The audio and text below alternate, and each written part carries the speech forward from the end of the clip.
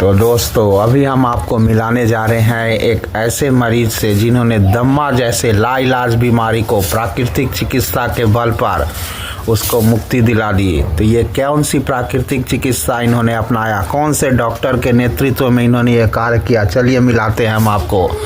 ये देखिए, ये है रामेश्वर शर्मा, बिहार निवासी, जहानाबाद के रहने वाले हैं। जहानाबाद के रहने वाले। देखिए आपको क्या बता रहे हैं, तो बताइए आप अपनी। 1980 में मेरा ये बीमारी दम्मा का हुआ था।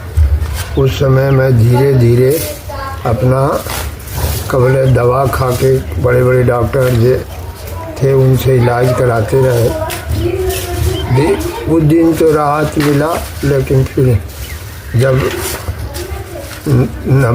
90 में जब मैं नौकरी में था तब वहाँ पर ऑफिस जाते थे तो वहाँ भी सांस फूलते रहता था, और दवा खाने के बाद भी उसका असर उतना, तो जब तक दवा रहता था तब तक तो चलता था।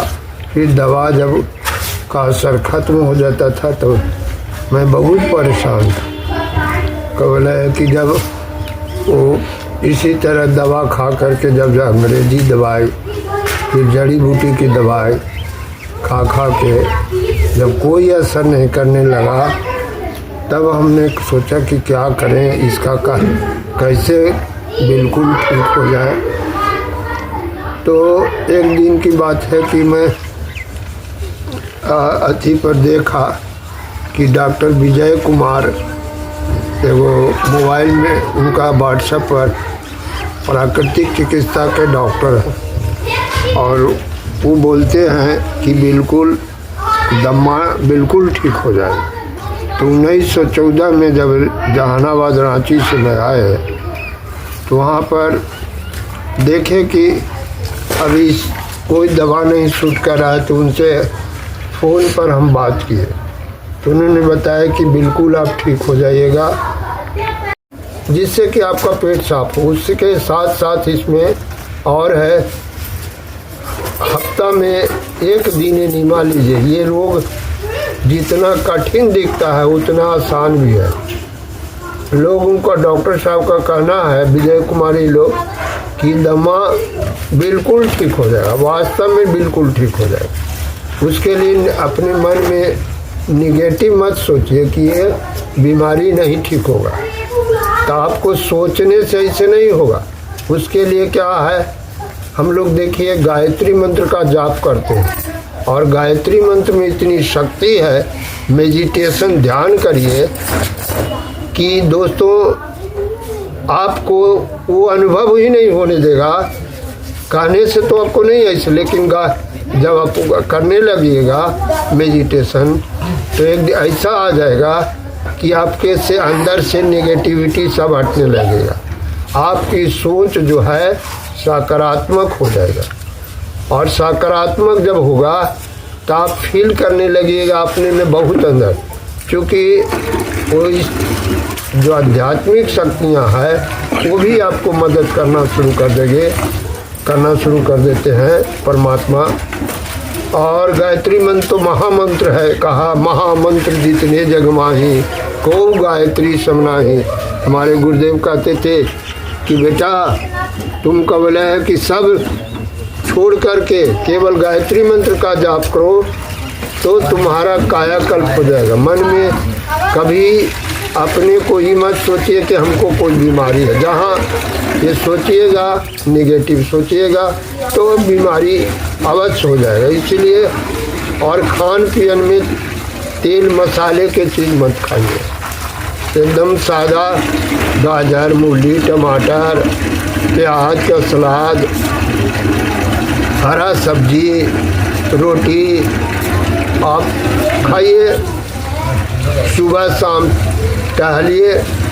अब मान लीजिए कि आपको इतना कमज़ोर हो गए हैं, बहुत बुजुर्ग हैं, तो आप नहीं टहल सकते हैं, तो जितना टहल सकते हैं उतना ही टहलिए, लेकिन घूमिए, टहलिए, व्यायाम करिए।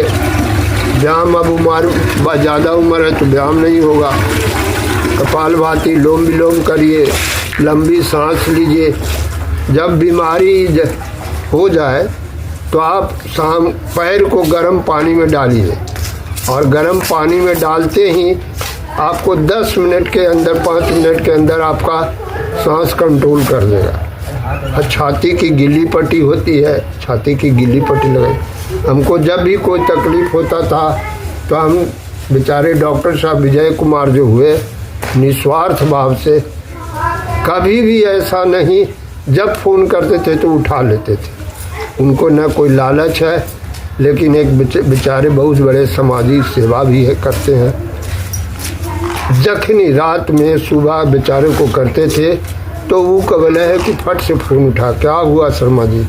हम बोले सर ऐसा ऐसा हफनी बोला है। बोले गर्म पानी में डाल दीजिए, न तो छाती की गिल्ली पट्टी लीजिए। ये सब सारी उपचार करते करते आप घबराइएगा नहीं, अपने ऊपर प्रयोग करिए, बिल्कुल ये बीमारी ठीक हो जाएगा। दोस्तों एक बात और बताता हूँ, सुने होंगे कि सबसे गंभीर बीमारी हेपेटाइटिस बी होता है, बड़ी जानलेवा होता है। मेरा छोटा बच्चा का भी वो हो गया, वो तेल मसाला अधिक खाता था और बाहर में नौकरी करता है। जब वो सब डॉक्टर से बताने लगा कि लीवर फैटी हो गया है और ये आपको ये कराना पड़ेगा, वो कराना पड़ेगा, लीवर ट्रांसप्लांट कराना पड़ेगा। हम बोला कुछ मत करो, तुम यहाँ आ जाओ। और वो भी मैं बेचारे विजय कुमार जी के पास उनको भेजे, डॉक्टर विजय कुमार जी, उनके मार्गदर्शन में उस बच्चे को बोले कि बेटा घबराओ नहीं, ये बिल्कुल ठीक हो जाएगा, खान पीन ठीक रखो और परहेज करके चलोगे तो बीमारी जड़ से ख़त्म हो जाएगी। वास्तव में आज बच्चा वो भी बिल्कुल निरोग है, उसको भी कोई तकलीफ़ ना है। लेकिन खान पीन दोस्तों ही नहीं है कि आप आज 2 महीना कर लीजिए, 4 महीना, आपको ये पद्धति जीवन भर अपनाना पड़ेगा। जब तक आप जीवित रहेंगे तभी आप स्वस्थ रह सकते हैं। अन्यथा आपको जैसे दमे का बीमारी हुआ तो आप बार बार ये अटैक करेगा ही, क्योंकि इसको परहेज ही सबसे बड़ा है। और घूमना टहलना जितना हो सके घूम सकिए, खान पीन सब्जी और बाकी जैसे मैं बताया कि हरा साग सब्जी जितना खा सकते हैं खाइए। अगर हाँ फल में दोस्तों जिन लोग अमीर हैं या जिनके पास साधन है वो कबले फल खाइएगा। फल ज़्यादा सुपाच्य होता है। मधु है, मधु खाइए। अब डायबिटीज़ के पेशेंट है तो मधु नहीं खाइए, लेकिन डायबिटीज़ पेशेंट नहीं है तो शुद्ध मध मिलता है तो खाइए। ये सब चीज़ें खा करके और जीवन को आप स्वस्थ रख सकते हैं। लेकिन आपको सोच को सकारात्मक करना ही होगा। जैसे ही आप ये सोच लेंगे कि अरे ये ठीक ना हो रहा है तो वास्तव में नहीं ठीक होगा। उसके लिए तब इस सोच को बदलने के लिए आपको करना है क्या, वही जो बताए, आप ईश्वर के शरण में जाइए, गायत्री मंत्र का जाप करिए और ध्यान करिए, तो धीरे धीरे आप में एक ऐसी शक्ति आ जाए कि नकारात्मक शक्तियाँ खत्म हो जाएगी और अपने आप स्वतः है जो कबले सकारात्मक जग जाएगा। और खान पीन को ठीक रहिए। कोई भी बीमारी प्राकृतिक चिकित्सा में होता है, डायबिटीज़ हो, ब्लड प्रेशर हो या कबले हार्ट वाला हो, किसी प्रकार की बीमारी में यह प्राकृतिक चिकित्सा के जैसा नहीं है। ठीक है। ईश्वर ने हम लोगों को जो भेजा है तो यहाँ सब कुछ कर संपन्न करके हम लोग रोग को स्वयं खरीदते हैं, मतलब लेते हैं। ये खान पीन जीवा को खूब चटक मटक करके और इसी के कारण होता है। इसलिए दोस्तों इतना कह करके मैं अपनी बात को समाप्त करता हूँ और धन्यवाद। आप लोग भी ऐसा करिए, आप लोग भी हमारे जैसा ये बीमारी से मुक्ति पाइएगा और स्वस्थ रहिए।